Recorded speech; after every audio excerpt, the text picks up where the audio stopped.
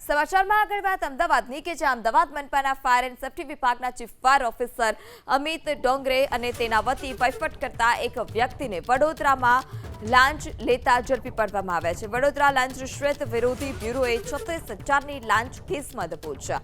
અમદાવાદમાં આવેલી 6 બિલ્ડિંગના ફાયર સેફ્ટીના એનઓસી ઇસ્યુ કરવાના બદલામાં એક એનઓસી દીઠ 6,000 લેખે કુલ 36,000 રૂપિયાની માંગ કરવામાં આવી હતી। આ અંગે જાગૃત નાગરિકે વડોદરા એસીપીનો સંપર્ક કર્યો અને એસીપીએ આ છટકું ગોઠવ્યું। નક્કી થયા મુજબ મેમનગરથી આવેલા યશ એક્વા કોમ્પ્લેક્સ પર ટ્રેપ કરવામાં આવી। અમિત ડોંગરે વતી તેમના ગેરકાયદે કામ કરતા ભાવસિંહ ઝાલા નામના વ્યક્તિને 36,000ની લાંચ લેતા રંગે હાથ દબોચી લેવામાં આવ્યો હતો। જ્યારે ભાવસિંહની તપાસમાં તાર ચીફ ફાયર ઓફિસર સુધી પહોંચ્યા અને એસીપીએ તેની પણ ધરપકડ કરી છે।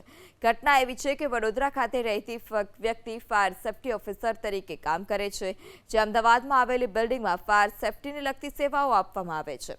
ફાયર સેફ્ટી ઓફિસરે અમદાવાદની 6 બિલ્ડિંગનું ઇન્સ્પેક્શન કરી એનઓસી ગુજરાત સરકારના પોર્ટલ પર મંજૂર માટે મોકલી આપી હતી, જેની સત્તાવાર મંજૂરી ચીફ ફાયર ઓફિસરની સહીથી થતી હોય છે।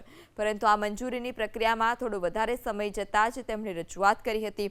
ત્યારે અમદાવાદ ફાયર બ્રિગેડના chief fire officer Amit Dongre વતી ભાવસિંહ ઝાલાએ એક એનઓસી દીઠ 6,000 તેમ કુલ 36,000 રૂપિયાની લાંચ